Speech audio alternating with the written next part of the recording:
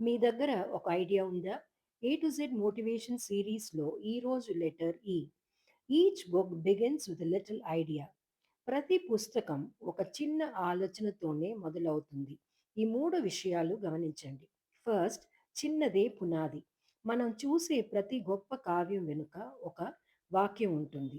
మహావృక్షం వెనుక చిన్న విత్తనం ఉంటుంది. సెకండ్, ప్రతి సాధన ఒక ఐడియానే. ప్రపంచంలో జరిగిన ప్రతి పెద్ద విజయం వెనుక ఐడియానే ఉంటుంది.